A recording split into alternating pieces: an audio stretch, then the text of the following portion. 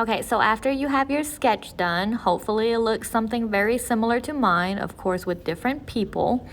You're gonna go ahead and take a Sharpie and you're gonna trace all of the important lines. And what I mean by important lines are lines that show that it is a continuous contour. So you shouldn't have any floating eyes or floating noses or anything like that.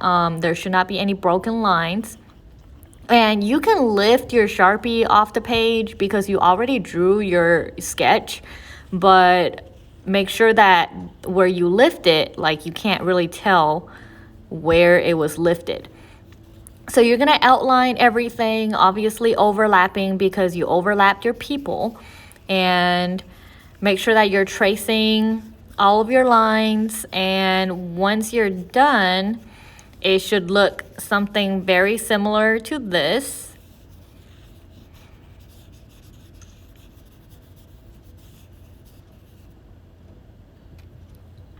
So here is my finished outline. And then I'm gonna go ahead and erase all of the pencil marks once you're sure that like your Sharpie or your marker is not going to smudge. Obviously, Sharpies will dry very fast. Sometimes markers take a little bit, so if you're using a marker, just be careful. And go in and erase everything.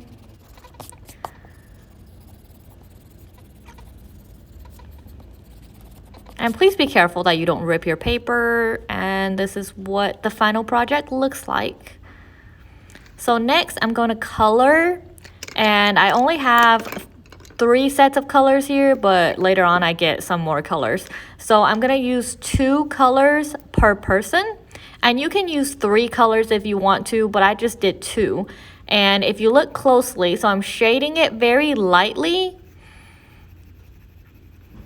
and each box that the lines make is going to be a different color.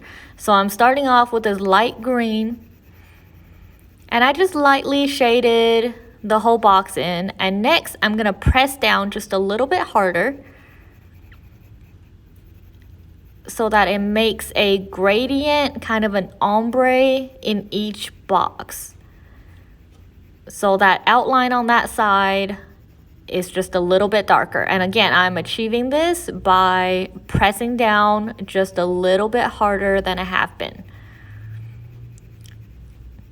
So the first layer of color is very light, and then the outside is just pressed down. And you are blending the color pencil. So next I'm using this darker green color. And I'm shading in the exact same way that I would shade if it was a pencil, but it's just in color. So you don't want to use bad craftsmanship. Again, I grade mostly on craftsmanship. So make sure that all of your lines are going in one direction, or you're using cross hatching and hatching methods so that you can blend everything together. So again, each color should be placed in each shape. So I don't mean like circles or triangles, but I mean like each shape that's enclosed by a line that you drew yourself. So here I'm just going back and making it just a little bit darker, giving it that gradient effect. So as you can see, it kind of gives it like a weird, funky looking kind of texture because every piece of this person's head is a gradient, which is kind of cool looking, I guess. And so you want to try to avoid having the same color next to each other. Sometimes you'll see later that it will end up being the same color. Like I'm about to have 2 light green colors because I don't want a dark green next to the dark green. But the gradient can be the opposite. So on the other one, I have the gradient going towards the bottom, and then that one that I just did next to it, the gradient was towards the top.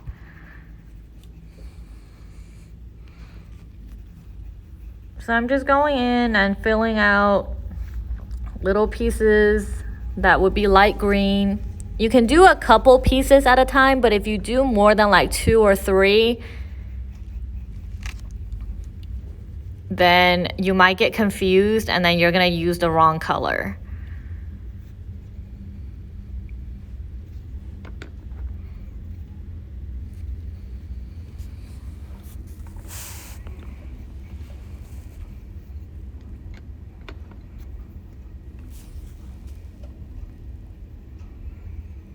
So here, again, I have 2 light green pieces touching each other, but my gradient is on the opposite side.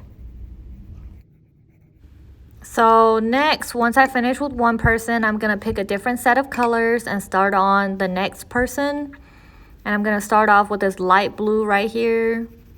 Again, shading very lightly with the color pencil so that I can create the gradient later. So you wanna first lightly, with a very light hand, shade that color in. And if you'll notice, all of my lines are going in one direction. There's not really any lines. And then here I'm cross hatching so that the colors blend together.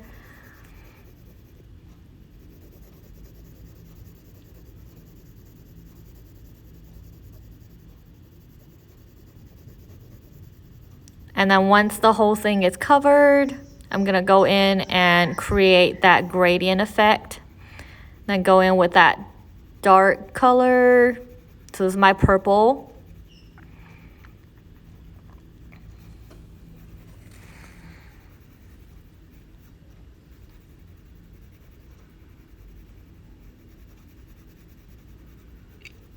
Sorry if it's too high up and you won't be able to see it in the video.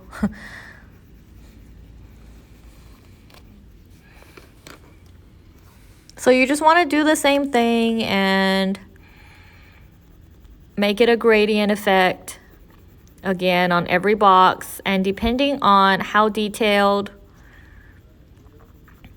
your person was, you're gonna have either a lot of colors or not too many colors. Again, you can use 2 or 3 colors on each person.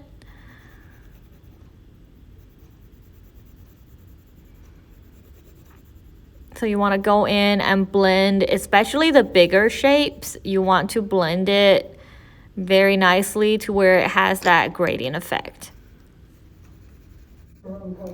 So the rest of this, obviously, I've got different colors. You've already seen me do this a couple times. The yellow doesn't like to show gradient because it's already such a light color, but do still use the same technique. You know how it is, like everybody literally comes out of the woodwork. And again, I wouldn't do more than like 3 or 4 boxes of the same color. Like if you're jumping around, you might get confused. So like I did 2 oranges and then I went back with the yellow. And then I did another yellow. Then I went back in with the orange. So you don't want to just jump around and do your colors because it might confuse you. No. What are you going to do, take 1 a day? Now I've moved on to my next person.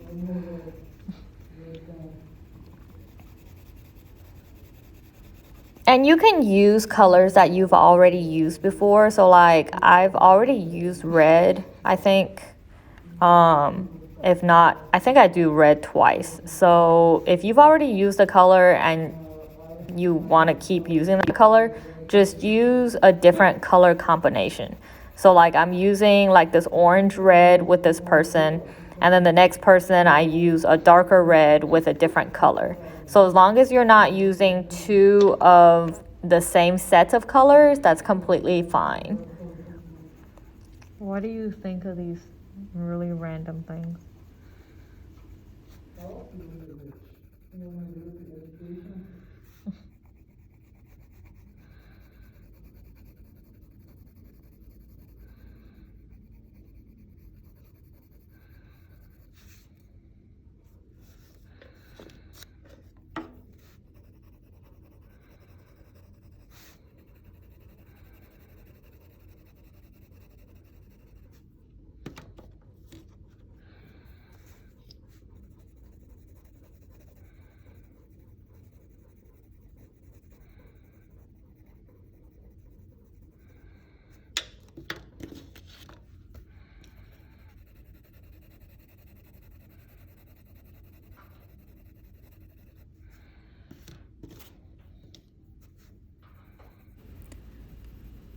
So this is what your final project should look like after you're done.